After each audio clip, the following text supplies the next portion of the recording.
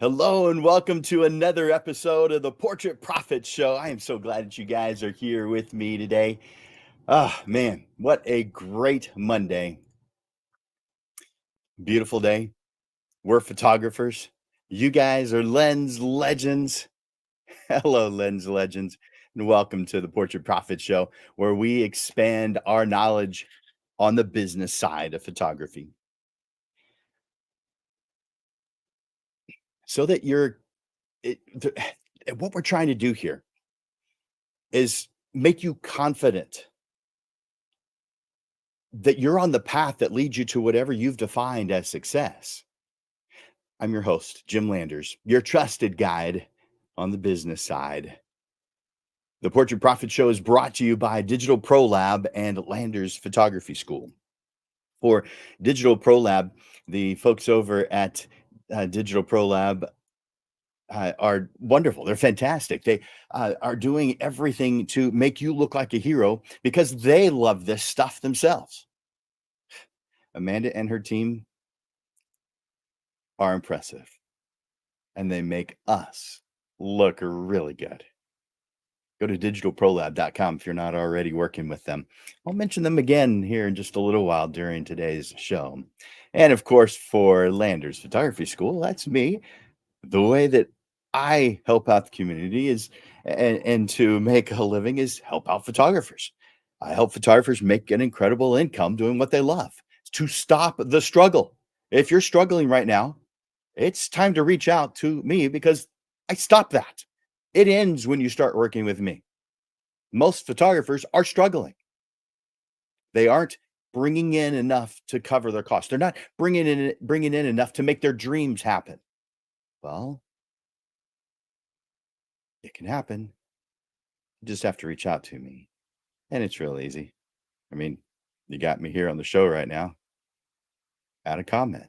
In fact, for all of you, I want you to take a moment right now and share this show. Now, if you haven't already hit I want you to go to the comments section and enter in hashtag live, letting me know that you're here.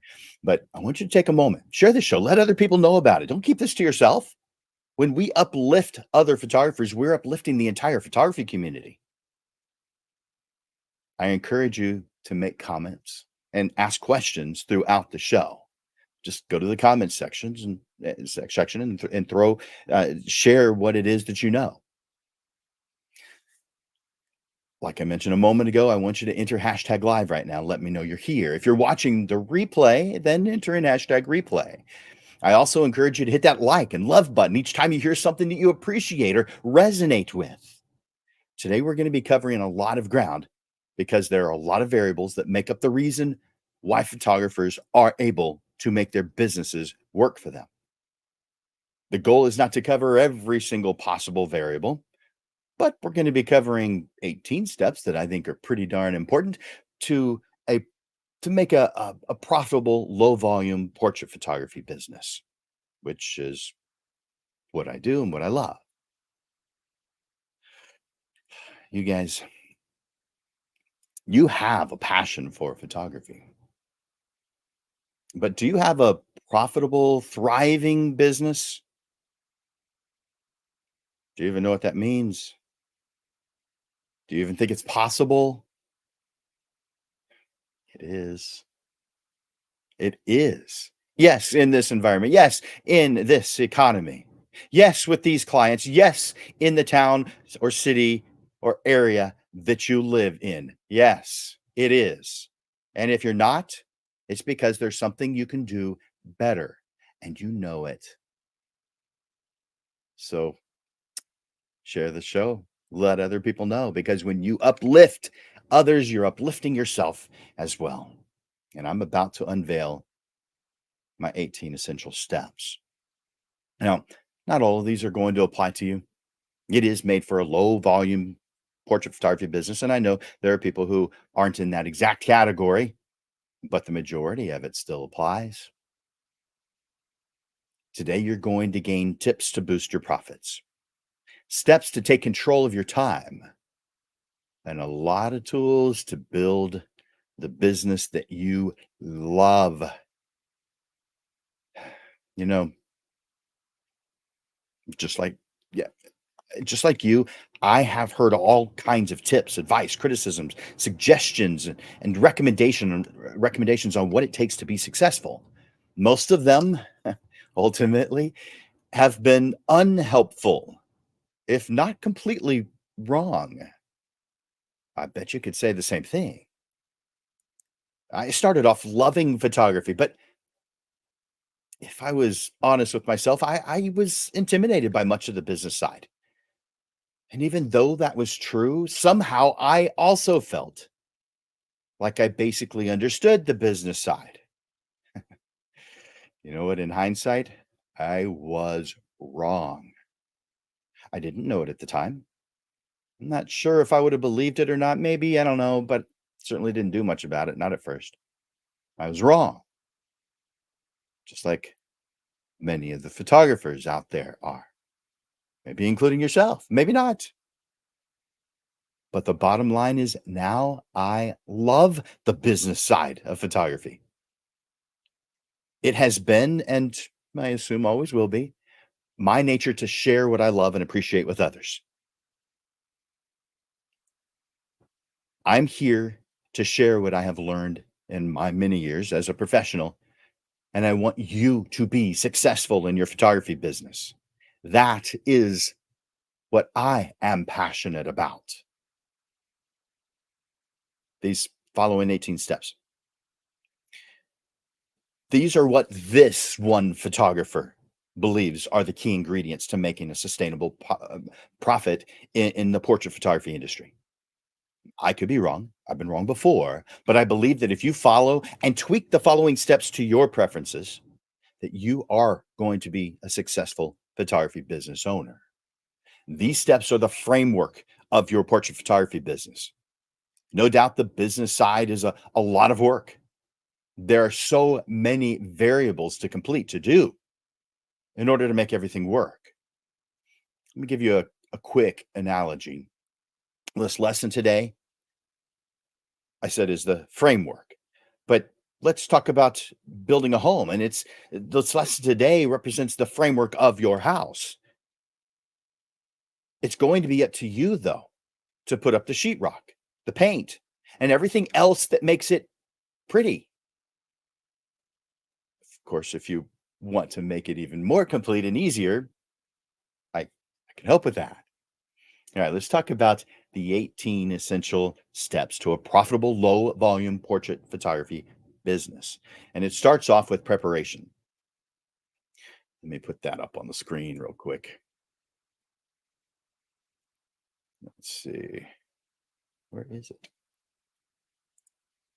There we go. I want you to envision your ideal life. I want you to start with some practical steps to build your portrait photography business. Because you have to begin with a clear vision of your ideal life. You've got to know where it is that you're going.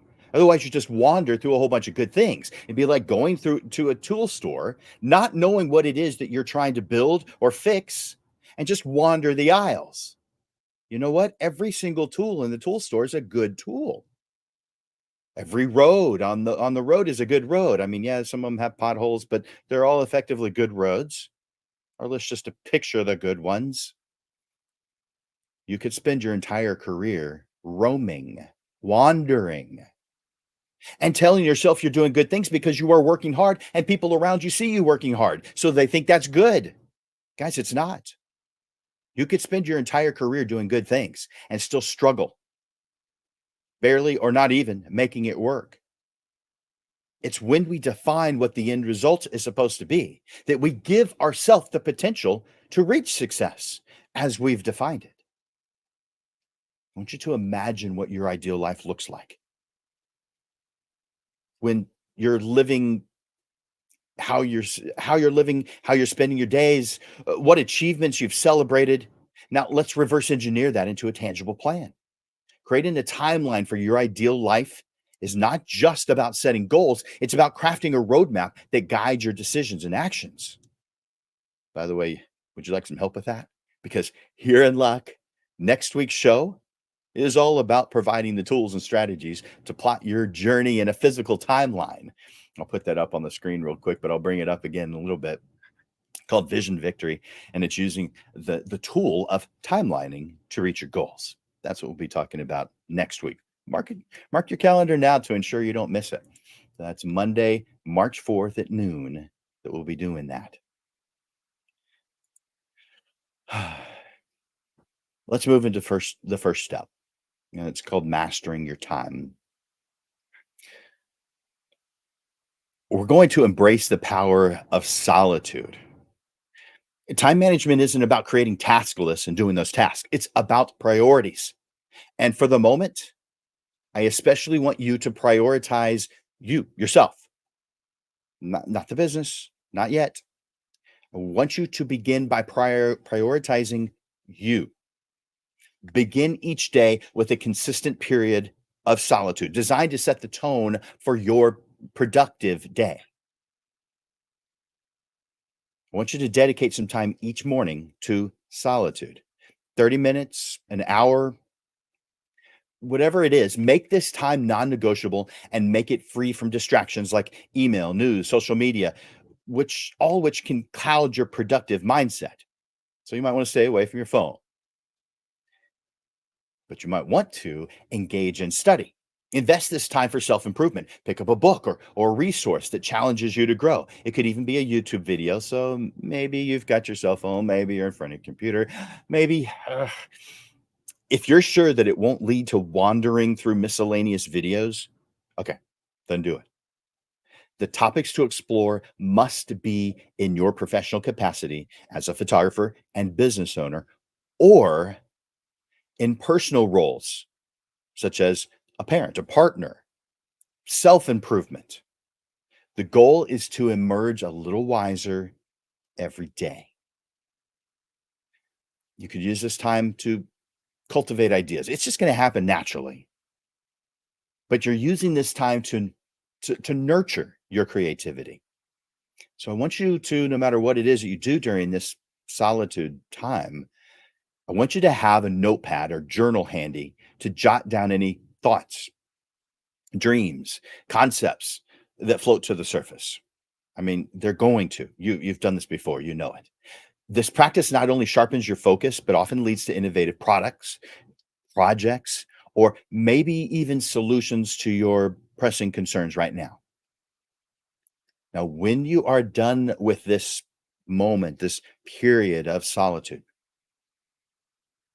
I want you to transition to your day with intent, not just wander into the next thing. As your solitude session concludes, pivot to your day's agenda with clarity and purpose. Review and prioritize your tasks. Now, you may do that in the morning, you may do that in the evening. Either way, what is it that needs your immediate attention? And what steps can you make today to get just a little closer to your long term vision? This disciplined start to your day is more than a routine, it's a ritual that honors your most valuable asset, your time. By controlling how you begin each day, you reclaim your power to shape your life and your business on your terms. Next thing I want you to do is organize your world. Give everything a home. Everything.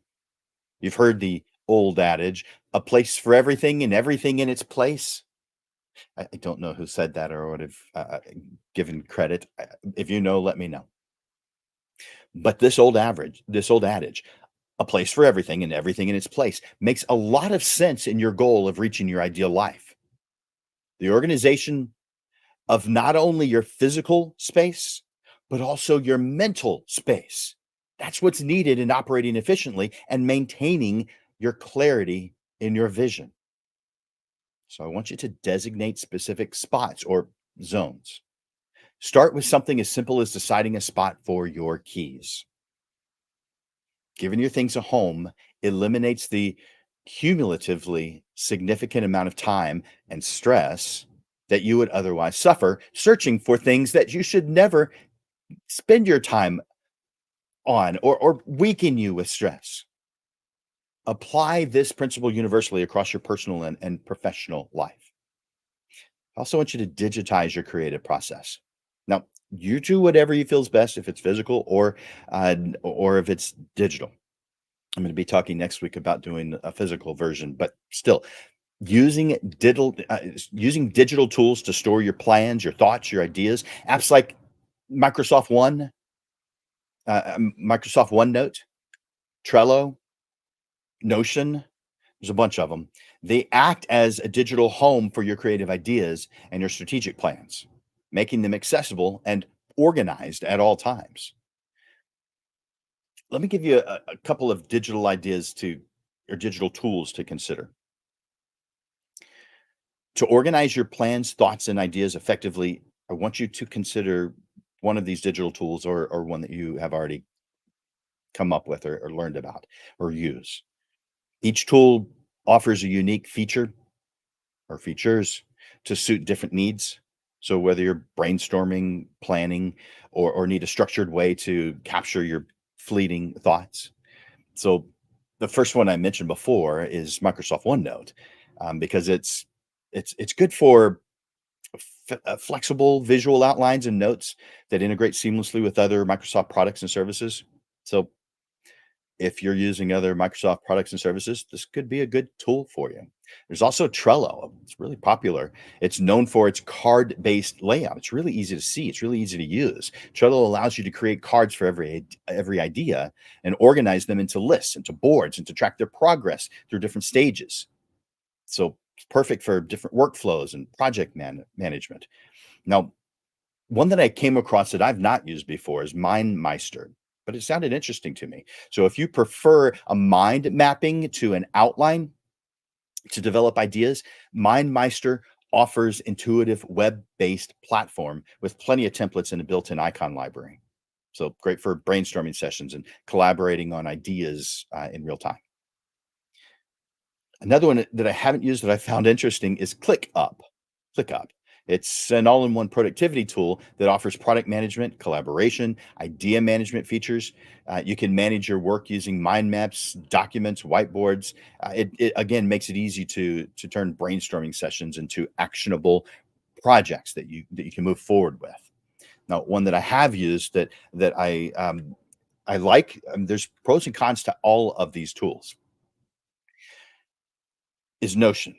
And its idea for knowledge management, good for teams if you've got other people working.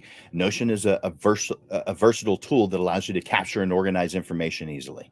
So, and it supports several different content types. So, notes, databases, calendars, reminders. So, a pretty comprehensive tool for personal and professional use. Each of these tools that I mentioned, these five tools, they have their strengths, and the best choice for you will depend on your specific needs and working style.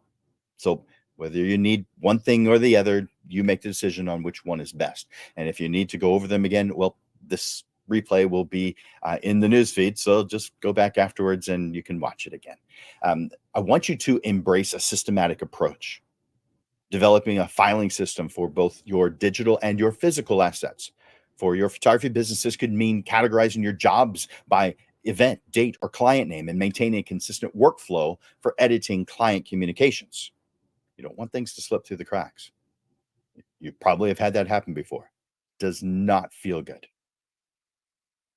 I want you to reflect and refine. I want you to regularly evaluate the effectiveness of your organizational systems.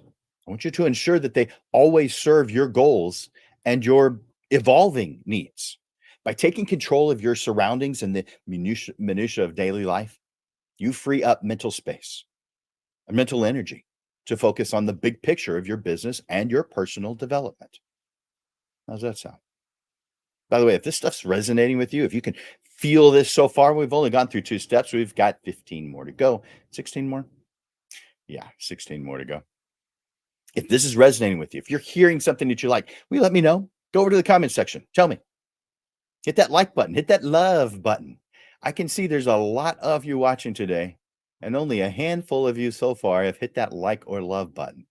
Come on, show me some love. All right. In fact, maybe I should look over at the comments section. I see a lot of hashtag lives. Thank you guys for when you watch my show. I really appreciate you telling me that you're watching it by entering in the comments section hashtag live, and a lot of you have done that already. We simulcast this show to several different places, and so you won't be able to see all of them. I use a product called StreamYard to so that it brings everything together, and so I can see all the comments on most of the channels that we are working with. Not all of them, but most of them. But I can see Eric is here, and Mark and Robin. Glad you guys are here. Uh, Juan is here, and man, a lot of Facebook users today. By the way, unless you give StreamYard permission to for me to see your name, I don't see your name. It says Facebook user, but glad you guys are here. Wonderful to see you. All right, number 3, we're going to be talking about building your system. Now, this is part of your business plan. And I'm going to spend probably the most amount of time with this section more than any other section. Some of the sections are really short, others of them are longer. This is a longer one. Take notes or come back and watch it at your own speed, because when you watch the replay, you can change the speed. You can slow it down, you can speed it up, whatever works for you. But when we're talking about building your system, I'm talking about part of your business plan. Now, you guys have heard me talk about the 5 workspace statements before, right? Well, if not, let me review them. 5 workspace statements are your mission statement, your vision statement, your value statement, your target market, and your compelling self description. Those are the 5 things that I call your workspace statements. And the reason I call them workspace statements is because I want you to put them in your workspace. Print them out. Make them pretty if you want to, but I want them to constantly influence your choices. Now, if you work from a laptop and you don't have a workspace, okay, maybe you just have them up on your screen so that you can look at them every once in a while. Whatever works for you. But if you've got a physical place, a desk that you sit down at, put these in your physical space so that you are constantly influenced by them. There's some of the if we're talking about a path or a road that takes you to where you want to go, these are the road signs, the street signs, the guardrails on your path to reaching your success. By the way, most of us photographers and will have somewhere between 14 and 18 different statements that they really need to make to be able to have a complete set of signs and guardrails for your path. But that's for a different episode. All right, so mission, vision, value, target market, and compelling self-description. Now, let's briefly go over each one. What's your mission statement? It's to clarify your business's purpose. Why does your business exist? Your vision is to describe what success looks like. This is the future. Your value, you're identifying the core principles guiding every decision and action. Your target market, defining your most ideal client. Your compelling description, what makes you the one your ideal client gets excited about? Now, the second part of this, that was the 5 workspace statements. The second part of this is detailed plans for each photography type that you do. So if you're doing 2, 3, 4, 5 different photography types, I believe that you need to do these next sections for each different type that you do. It's one of the many reasons where I actually say that narrowing down your services to niche market is a benefit to you, because it's a little bit less work and a whole lot more results. And you're able to track the results better of the efforts that you're putting in. But however many you do a marketing plan for each one. Tailor your strategies for each photography service that you offer, considering the unique market dynamics and client expectations. The next one is a pricing strategy. Develop a pricing model that reflects the value of your work, your costs, your market positioning. The next is your product description. Clearly define what clients receive for each service and product, emphasizing the quality and uniqueness of your offerings for everything you do. Procedure manual. What are the steps to making that happen, to getting the work done and in your client's hands? Document workflows and standard operating procedures to ensure consistency and efficiency. Again, you're doing this for every single type of work that you choose to do. All the different niches that you have, doing this for each type is time consuming. So again, it's a good reason to have just one niche, but there are a lot of good reasons. But we're not here to debate that right now.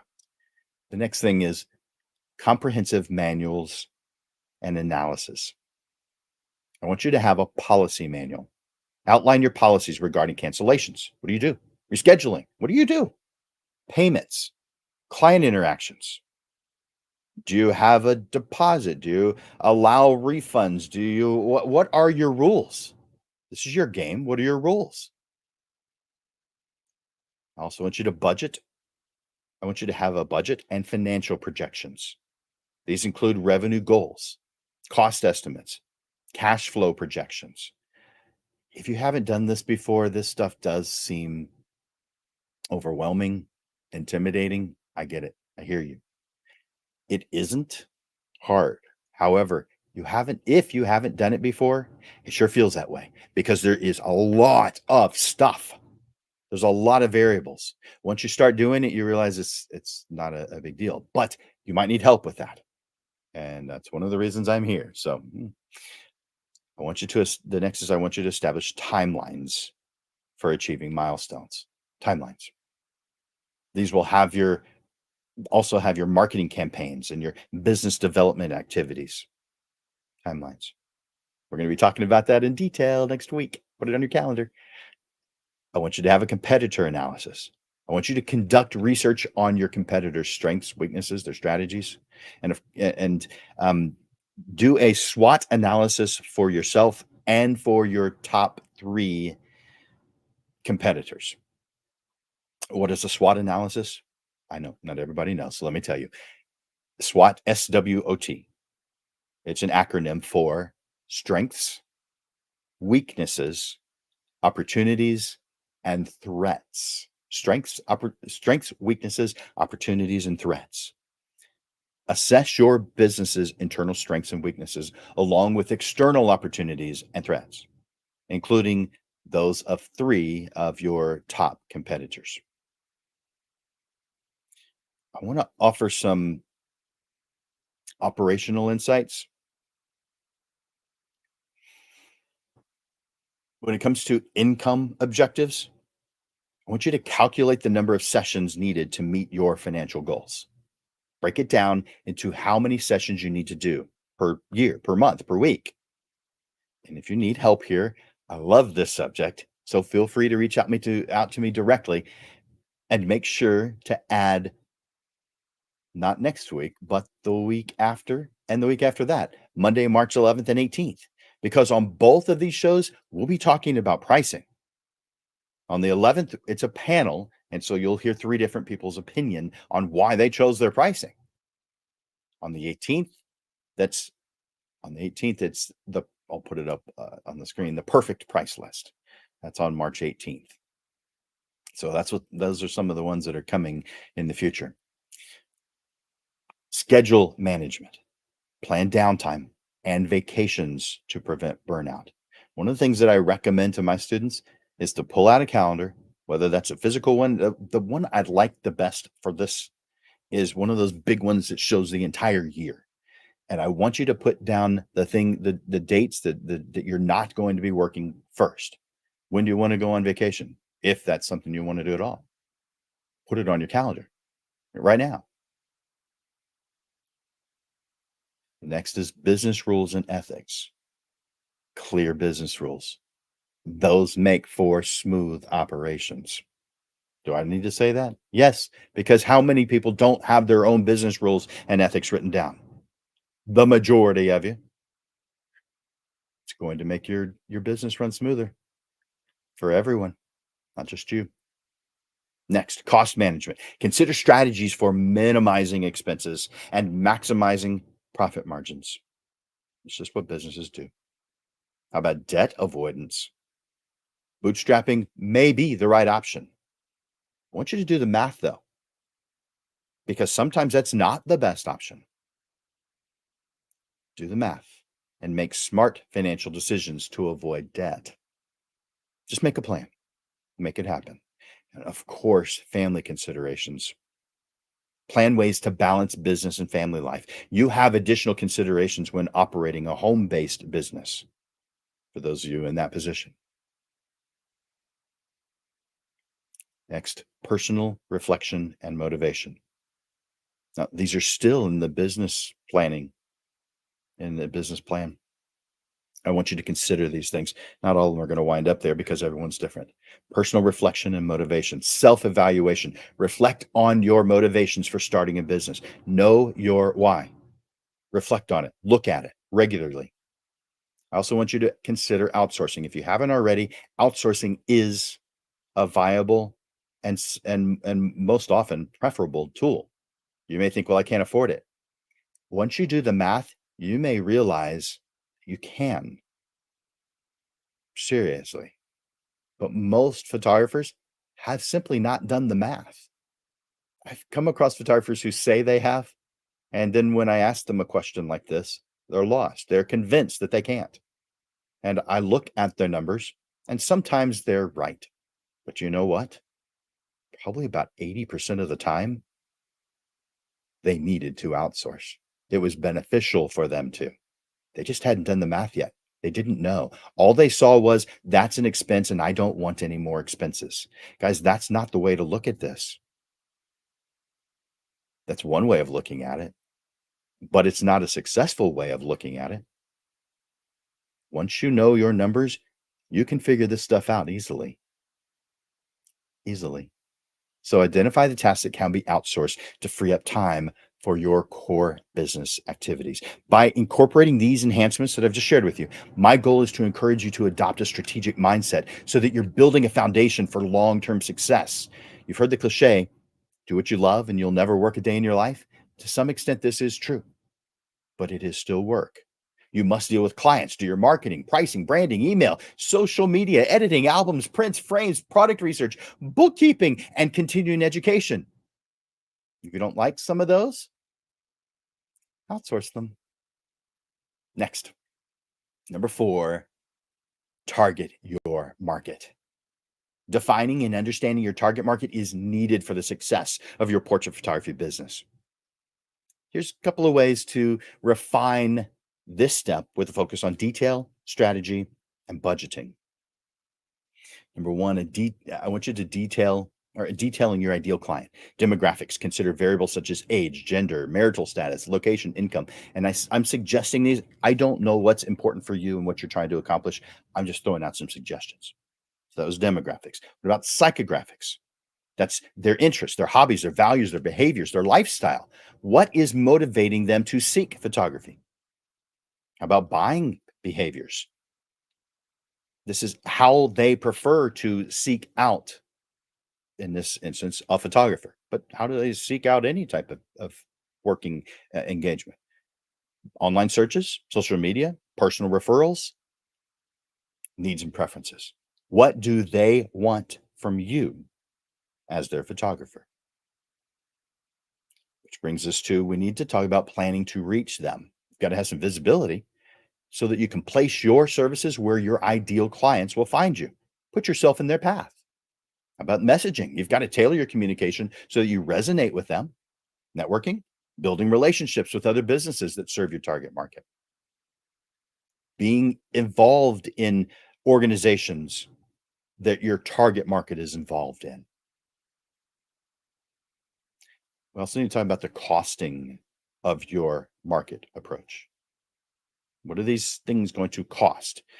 And I hope you know when I say cost, I'm not talking about money alone.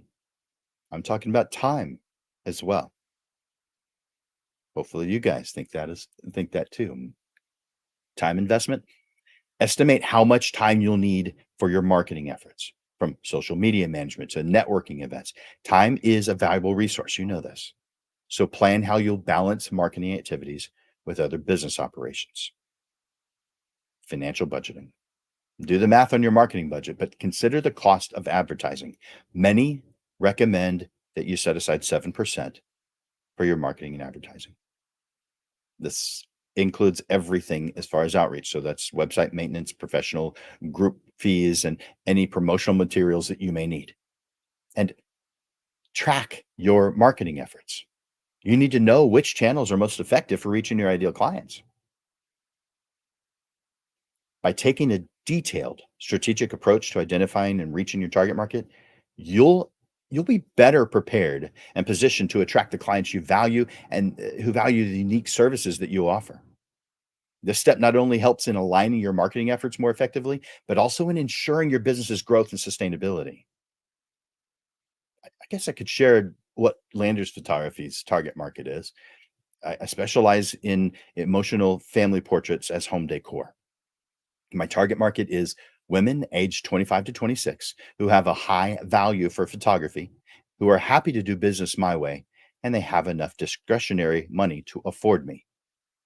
And they live within a 10-mile radius because of my procedures. I make a lot of trips to them.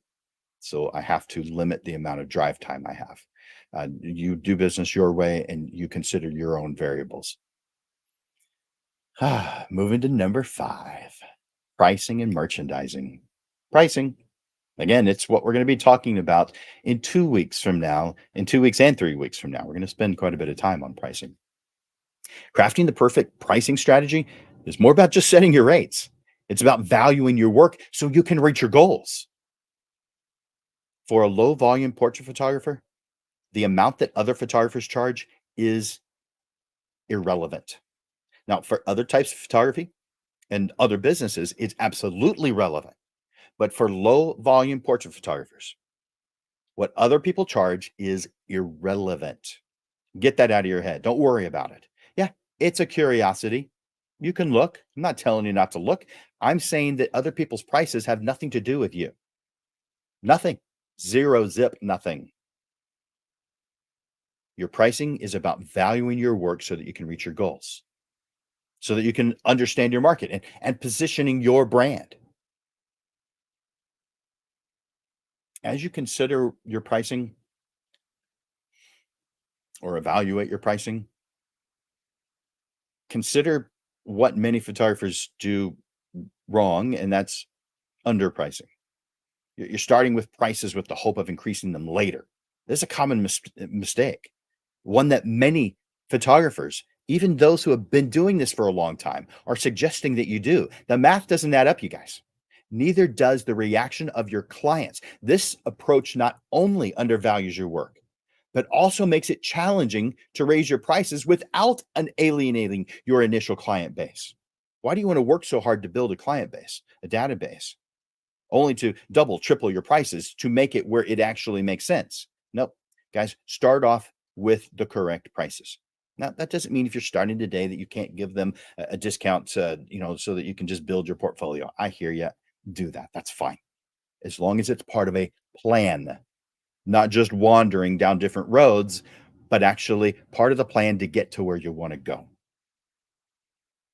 So set confident prices. Pricing your services is likely uh, going to be higher than what your peers or your own comfort zone suggests. Pricing must at least reflect what it takes to reach your goals, but it should also reflect the true value of your work, your expertise, the unique experience that you offer. You'll find that your confidence in your pricing will grow and as you align with your ideal target market. And of course, you've got to know your worth. You hear this all the time, but what does that mean? Recognize that you aren't your target market.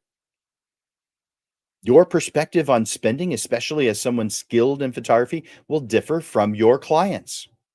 Your pricing should reflect the value your clients place on your services, not your personal feelings. I hope that resonates with you. Are you feeling that? Well, if you'd like more information on pricing, just put on your schedule the Portrait Profit Show on March 11th and March 18th, because that's when we'll be talking in detail about your pricing. So let's move on to number 6,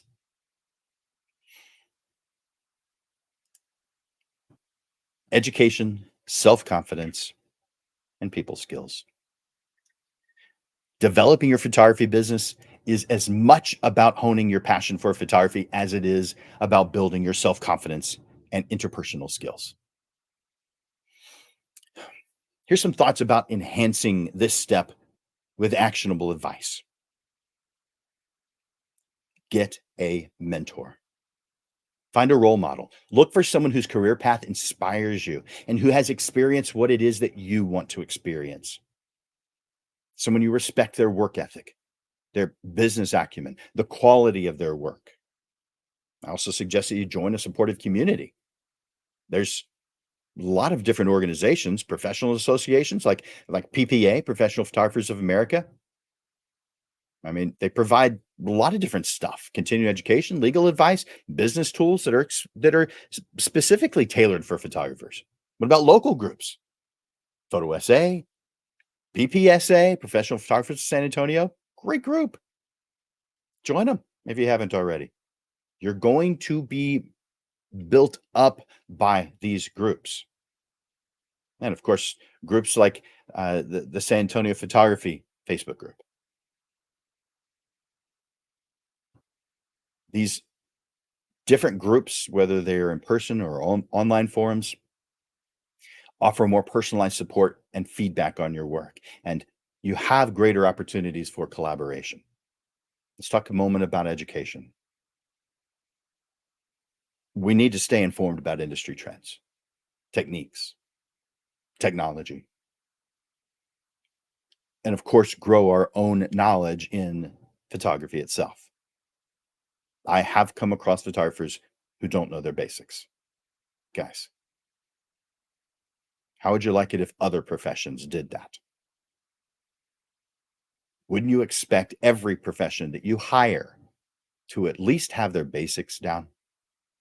I have come across photographers who have never taken a basics class.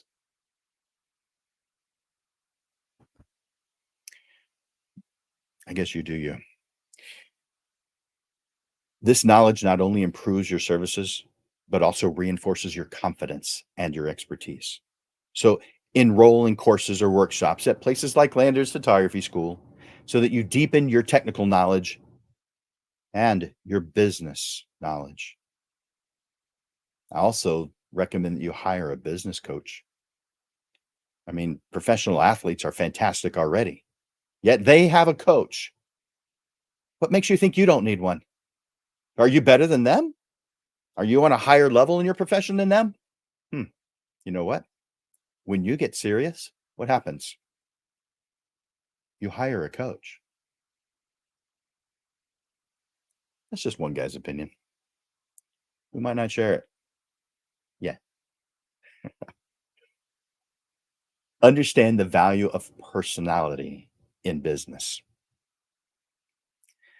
Clients are looking for an enjoyable experience as much as they are for beautiful photography. Ask them about them, their stories, their interests, and what their vision for their future is, in addition to what they hope to gain through your services. This genuine interest can make you a more likable and interesting person. Your personality is a significant part of your brand.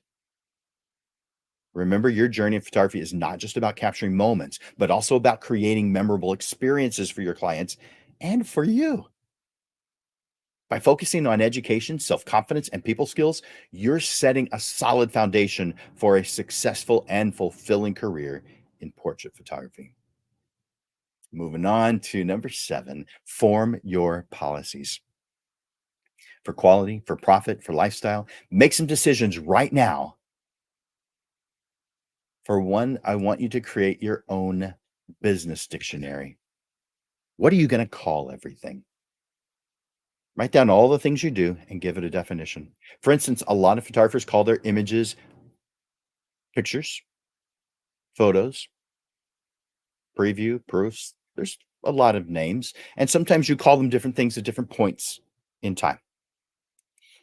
Generally speaking, I'm calling them photographs. I like using formal language.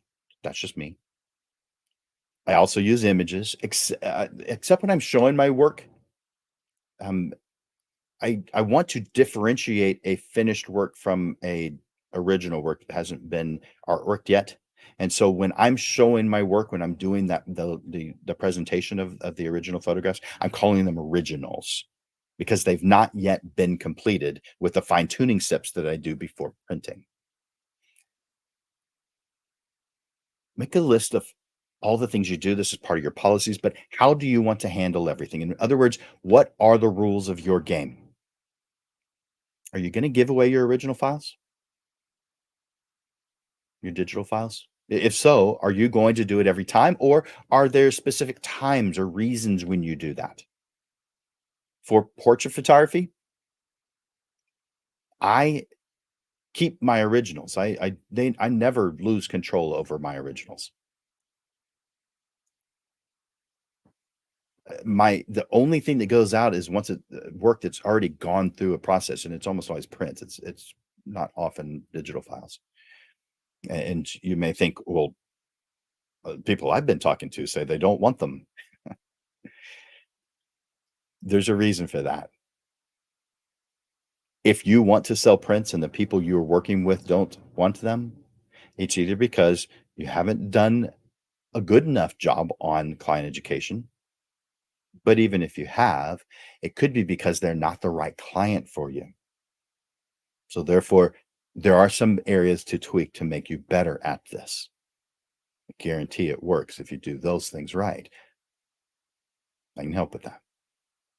The rules and the exceptions must be written in your policy manual. So if you've got some times when you do things and times when you don't, they all have to be included in your policy manual. So I'll give you a couple of mine.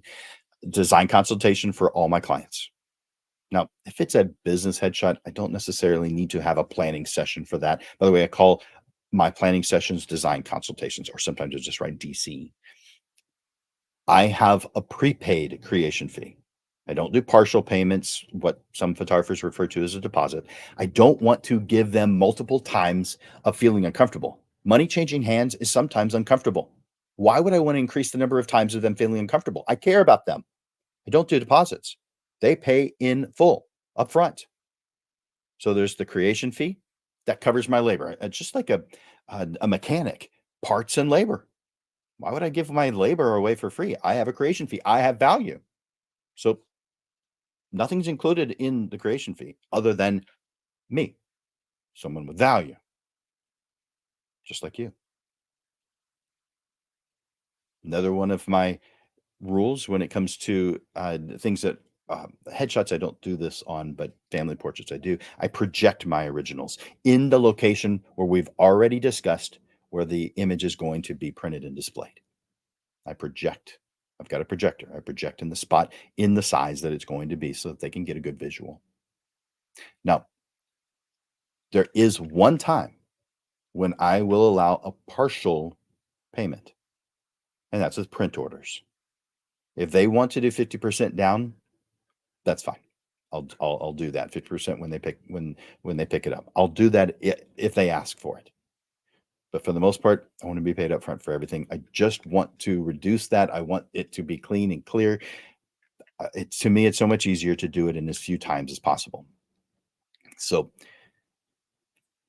I will allow a 50% down on a print order. But if they don't put anything down, or if it's a less amount than 50%, no work begins. I'm not doing the fine tuning on those images. And once once I've started doing the fine tuning on those images, it becomes non-refundable. I've already started doing the work. I probably am outsourcing some of the stuff, so I'm already incurring costs. It's not refundable once I begin. That's one of my rules. Your workflow may be totally different, so it might not apply to you. Next is number 8, marketing.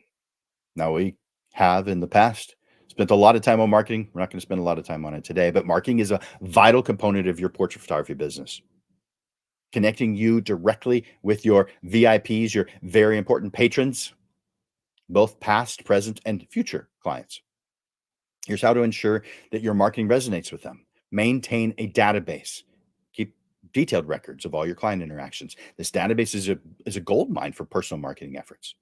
I want you to highlight your unique factors. Identify at least 10 unique factors about you or your business or and your business. This differentiation sets you apart and makes your offering irresistible. The third is leverage testimonials. Ask every single person you work with for a testimonial. Every client's feedback is a story of success. Share it. Pair their testimonials with their portraits to add authenticity and trust so that people can see the people saying the words. One step further would be to have that print on the wall with them standing in front of it giving a video testimonial. Again, that's for a different episode. I want you to allocate a marketing budget. Invest wisely in your marketing efforts. A guideline to allocate around 7% of your gross revenue to ensure continuous and effective marketing. I want you to optimize your website. Your website is often the first point of contact. Ensure that it's up to date, user friendly, showcases your best work. And of course, your social media, both the platform that you have your stuff on that you're showing that you can add and change, and engaging on social media. Using social media platforms to share your work, connect with clients, showcase your unique style, your personality. And finally, I want you to physically exhibit your work. Create displays, maybe in some high traffic areas. Accompany these exhibits not just with business cards, but with oversized, informative, what I call takeaway or information cards, so that you can share more about what it is that you do. By integrating these elements into your marketing strategy, you create a comprehensive approach that not only draws in your ideal clients, but also helps build lasting relationships with them. It- Marketing is not just about, it's not at all about spreading a wide net. It's about throwing the right net in the right place, targeting those who value and seek your unique artistic vision. And if you've done a good job of describing who you are and what you do and your ideal client, then that actually is pretty darn easy to do. Step 9, sustain effort and growth. Success in photography comes from persistence, vision, and adaptability. Immediate overnight success, that's not likely. It's the culmination of continuing effort, learning from both triumphs and setbacks, and an unwavering commitment to your craft and business knowledge. I'm looking at the time and thinking, I need to move a little faster. I'm going to skip just a little bit. I recommend that you uh, get apprentices or interns to work with, because when you share what it is you do, you start gaining a better understanding of it. I'm passing that. All right, sales skills. Enhance your sales approach with some strategies. The first is prepare a list of questions that clients have asked or you anticipate that they're going to ask, and then develop clear, consistent answers that highlight your services in a way that benefits them. And then regularly update them, refine and update them based on new questions or new feedback that you get. Use this list to inform the frequently asked questions section on your website as an inspiration for content marketing.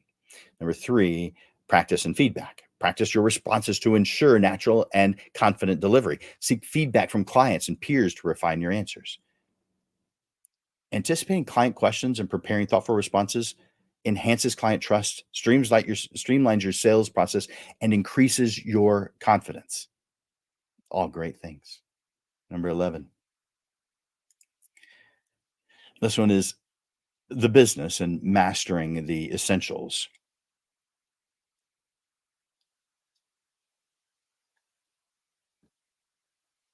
Go. Uh, This effectively is a kind of accumulation of steps 3 through 10. Reflect on your proficiency in these areas: interpersonal skills, sales ability, So are you comfortable and effective in your selling services and selling your services? Because most of us aren't.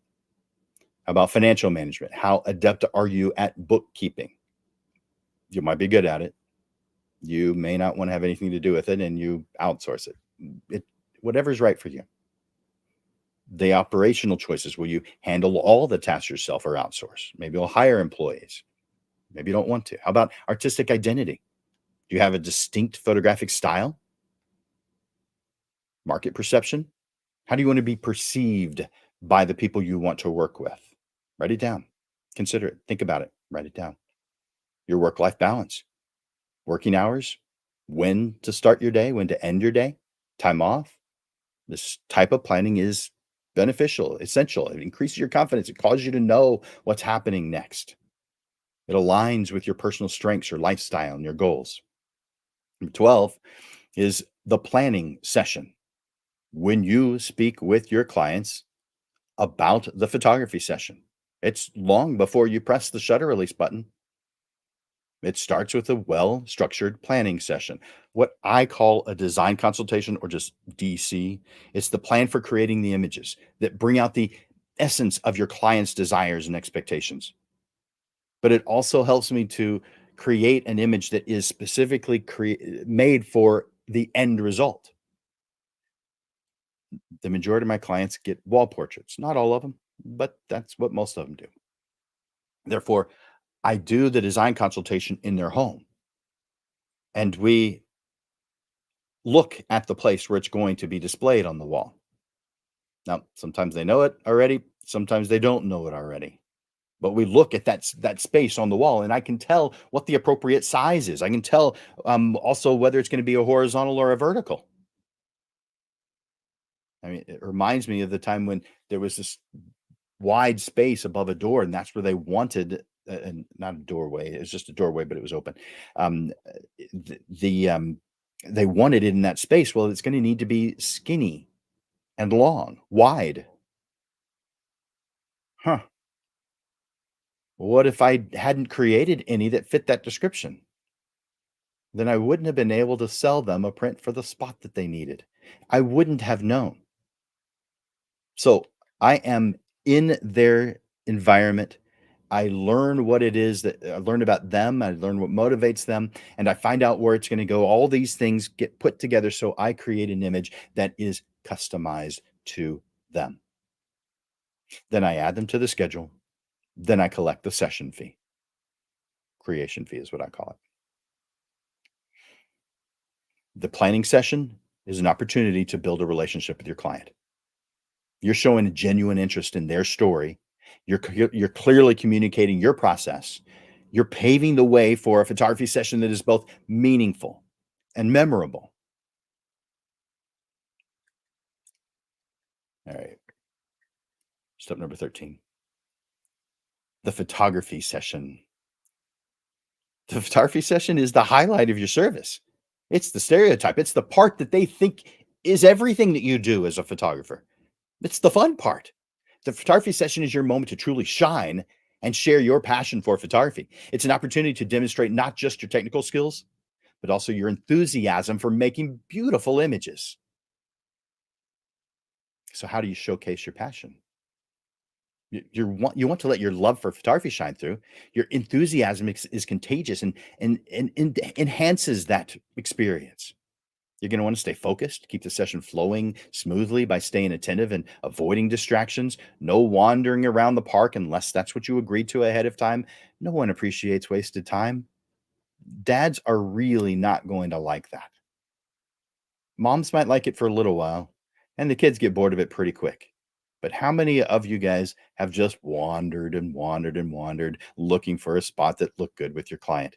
Guys, plan this ahead of time, unless it's part of the experience, because sometimes it is part of an experience. But generally speaking, know what you're going to do ahead of time and get out there and do it. Personal connection. By this point, you should have already established a good rapport with your clients. But the session itself is just one more of those opportunities to further enhance it. You're engaging in light conversation. You're helping them to relax. You want them to have a more them to feel a little more natural and expressive in the photographs. And of course, you're preparing for the unexpected. Always have a plan B for unforeseen circumstances. Maybe it's changing weather. Maybe it's uncooperative subjects. Technical issues. That includes having backup equipment if you can afford it. If you can't, plan a path to be able to have backup equipment. I'm not saying you shouldn't do photography if you don't have backup equipment. I'm saying that you should make it happen. Take the steps that is necessary to get yourself some backup equipment. Now, after the session ends, I want you to communicate the next steps clearly. Whether it's a preview of the images, the selection process, or delivery timeline, set clear expectations. And then repeat that in an email. That could be text email, it could be a video email to follow up. The session is not just about the photography, it's about the overall experience. Number 14, prepare for portrait selection consultation. I call it a portrait selection consultation because that's the time when they select their portraits. You call it whatever you want. You remember when I said create your own dictionary? Everything you do, give it a name, and then define what it means to you. Maximize the impact of your portrait selection consultation with these suggestions. Narrow down your choices. Simplify the decision-making process for your clients by presenting a curated selection of images. This prevents overwhelm and highlights your expertise in selecting the finest shots. It's your job. Of course, you must communicate that you're going to be doing that prior to them hiring you, because there are some clients that do not like that. They want to see everything and they're adamant about it. As far as I'm concerned, they're looking for a different photographer if that's what they want. I'm only going to show my best. I'm not going to show them every single time I press the shutter release. No way. Not going to happen. If that's what they want, there's a lot of photographers out there who don't see the value in the way I do it. And so they can go work with them. So I edit rigorously to ensure that only the top tier work is shown, excluding everything that doesn't make me proud. You're, I suggest that you aim for quality over quantity. I mean, you say that yourself, so do it. This shows, it underscores your artistic standards. Do you have to have any standards? No, you can do whatever the heck you want. I believe that you should have artistic standards. I believe that you should write them down clearly, review them, change them as needed. Not too often because you've got a lot of other things to do, but have them in an environment that you can check on it and look at it and review it and make sure that it still fits your goals. You're going to use your professional judgment to recommend options that best suit their space, their personal style, their goals. Your expertise in making these selections adds value to your service. I believe that your role as a photographer extends into guiding your clients through the selection process with confidence and with ease, ensuring a positive experience that aligns with your brand. Number 15, the portrait selection consultation itself. We just got through talking about the preparation for it. Now you're actually showing it. This can be done in a lot of different ways. You heard me say earlier, I do this in their home. I project on their wall where it's going to be displayed. Just like the session, the portrait consultation is another pivotal moment where your work and your client's expectations are supposed to align. So optimize your sales environment. Now, if you're doing this in your office, doing it in your home, maybe you have a designated room. Maybe you're doing this on Zoom, so you've got a digital space. Either way, ensure that it's designed to enhance the viewing experience and to minimize distractions and potential technical problems. Now, I do home presentations, so if possible, presenting in a client's home can add a personal touch and help them visualize the portraits in their space where it's going to be displayed. So I project my work. I'm using a projector. Um, I think it gives the images more of what they deserve. I think it makes it more impactful. It also is very different from what most people do. And that is one of the many things that wows them when working with a photographer who does things like that. I like lots of wow opportunities for my clients. I bet you do too. I also like to share my most expensive option first because by comparison, everything else is less. So don't try to roll the ball up the hill, let it roll down the hill. So these particular strategies, they not only elevate the client experience, but also set the stage for a successful sale, underscoring the professional approach and thoughtful goals of your craft that you have for your craft. Step 16. It's a system for solidifying the sale. After you finalize the sale, it's important to follow up. After you've made the sale, after they have spent money, some refer to this next step as a stick system to make sure that the sale sticks. The purpose is to ensure your clients remain happy and confident in their decision. Because anytime we spend money that's not our norm, maybe it's a lot more than our norm, we have the potential to experience buyer's remorse. And of course, we want to avoid that. So here's some ways to make that happen. We want to have post sale communication. Immediately after the sale, send them a personalized thank you email message. This small gesture shows appreciation and begins the post sale relationship on a positive note. Now, I'm also going to want to ask for feedback because I want to demonstrate at all times, and this time especially, that their opinion matters to me. And when they do respond with something, or I do notice something, responsive service. I want you to be prompt in addressing any concerns. Quick and effective resolutions can turn potential issues into moments that reinforce trust. There's been times when I've made a mistake or I've realized that there was a mistake made before or at the same time as the client. But I'm thinking about the ones that were before, or they look at it and go, I wouldn't have even noticed that. Um, they appreciate that you noticed. You know this, it's probably happened to you, maybe multiple times. We want things to fit our description, our artistic vision of what this is supposed to be, our rules. I want you to develop a plan for ongoing engagement. Consider follow up calls, online surveys, newsletters, even something that keeps them connected to your personal brand. This not only secures the sale, but fosters a long term relationship. I want tools to encourage repeat business and referrals. Number 17, order fulfillment system. Ensuring the highest quality delivered products requires a thoughtful fulfillment system. So, how about retouching? I often refer to this as artwork. So, how do you define your finished product? You know that you want to ensure every selected image meets your high standards. So, what are your high standards? Describe this in a way that isn't the same way that every other photographer could say. I want this to set the groundwork for a flawless final product. Now, there's no such thing as flawless or perfect. I just want to set you up for it. And I know that you value that too. Of course, we want to select the right printer, the lab that you work with. Choose a printer that aligns with your quality expectations, your delivery timeline, a lab that makes you look like a hero, like Digital Pro Lab. Your partnership with the right lab is a necessity for maintaining the quality you and your clients are going to come to expect. So, yeah, reach out to Digital Pro Lab at digitalprolab.com. And then the finishing touches. Finalize your products with mounting and framing. These finishing touches greatly enhance the presentation and perceived value of your work.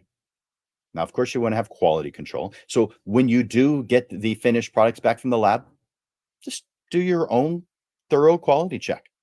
Make a list of what it is you do, create your procedures for this check. This step is going to ensure that the final product matches your artistic vision and meets your client's expectations. Now, this next one you can do if you want to. I sign my work. Just like every painting in the art museum, I believe that your art should be signed. I sign in gold foil using a heated ballpoint pen. That's how I do it. You can do it however you want to. And then packaging. at every step of the process. You want to wow your clients, but this is an especially important time to make sure you do. I love it when my clients comment on the box and ribbon and gold foil and embossed logo. By creating a system and adhering to the steps, you guarantee that every client receives a product not only reflects your talent and dedication, but solidifies your reputation and quality for professionalism. And finally, we're at 18. I want you to complete, I want you to create your own completion system. Finalizing a portrait project, finalizing a portrait project underscores the professionalism and the care you put into every aspect of your service. I want you to prepare for different delivery methods, unless you only just do one type, but most of us do more than one. So here's a delivery method you may do: pickup. Offer a convenient scheduled pickup time. Ensure the artwork is ready and beautifully packaged for when they arrive to pick it up. Delivery. Now, you can do delivery by sending it through UPS or FedEx or US Mail or wherever you're at in the world. Uh, but you can also, I want you to at least consider the personal touch of hand delivering the order. However, it is that you do delivery, write down what it is you do and why that's important to you. Now, also offer installation service for wall portraits. In fact, that's usually what happens. So I'm not only delivering, but I'm also installing their wall portraits. Sometimes I outsource that, sometimes I do it myself. Usually I just do it myself. This adds value and ensures the artwork is correctly displayed. It's just my choice to do that. It does take up more time, but I do it. That means I have to charge to cover that. And if I can't do it, well, then I have enough money to pay someone to do it. That's how it works. No matter what you do, the goal is to clearly communicate the process for whatever it is, the delivery method you're doing, and you want to make sure the clients know what you're going to be doing beforehand. A written plan detailing the steps involved reassures the clients and sets clear expectations. I also want you to consider post delivery engagement, a thank you note. After it's done, send a personalized handwritten thank you note to express your gratitude via snail mail. Yep, the old fashioned way. Talk about different. When's the last time you received a thank you message in the mail? Well, a follow up call. Make a follow up call. Next day, 3 days, a week. Make a follow up call to ensure that they are happy with the final product and the service they received.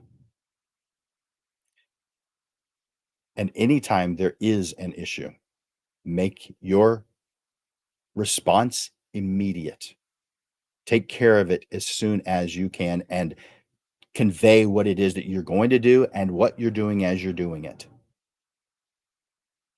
You need to be prepared to address any concern or issue immediately. So, as you experience these concerns or issues, either solve them permanently or add something to your procedure manual so that you know what you do in those situations to keep things consistent and update it as you improve. So, what's next in the completion system? Keep the lines of communication open for future opportunities, whether it's for additional sessions, referrals, or just feedback. This not only solidifies the current sale, but also lays the groundwork for future sales, for ongoing client relationships. I've got a couple of closing thoughts for you.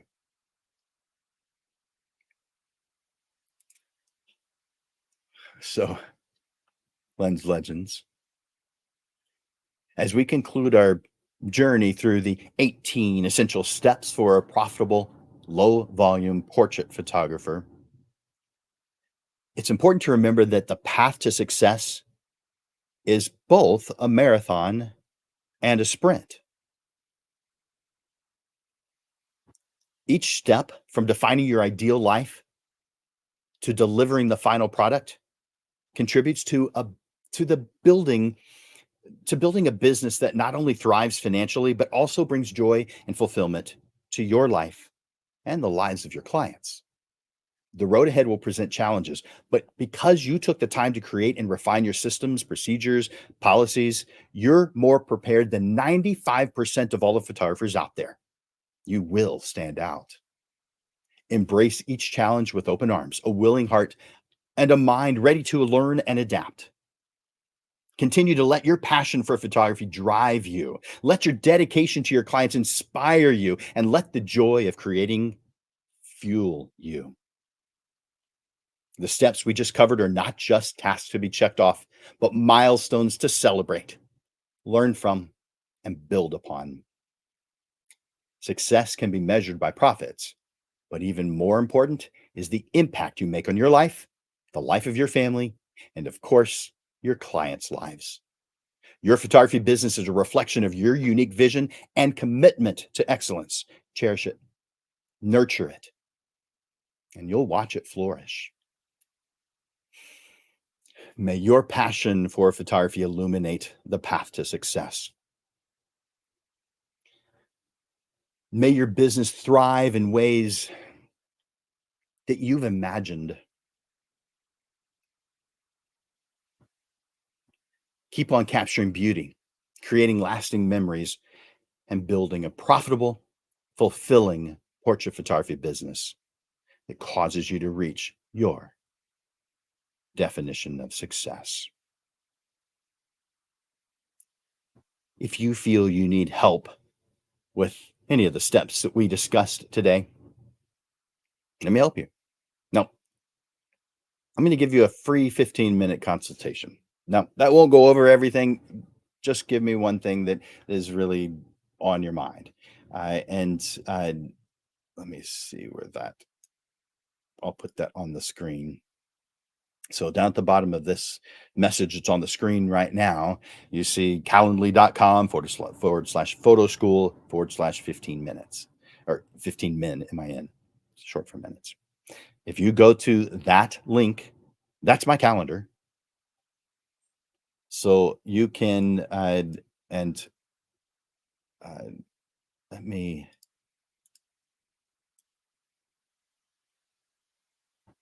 I'm going to put that in the comments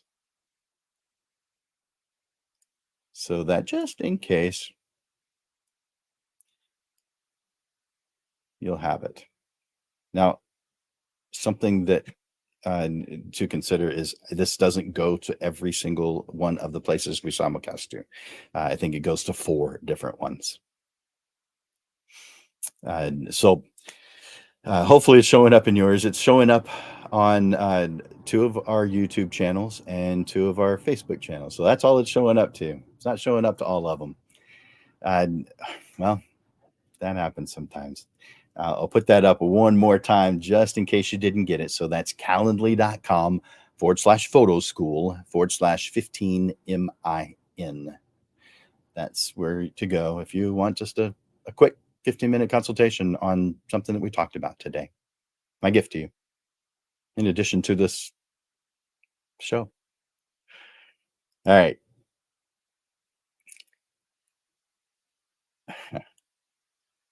I just saw some of those comments. Thank you guys for your comments. I really appreciate them. So as you are no as you know, at least I hope you know, the Portrait Profit Show is it happens every single week. We do this on the second Monday of every single week at noon, except for this. We do this on every Monday at noon, except for the second Monday where we move the time to 6:30 in the evening and we bring on panelists to give additional points of view and experiences. This next one, a week from today, can you believe it? We're already into March. March 4th at noon. And I'll put that banner up. And there we go.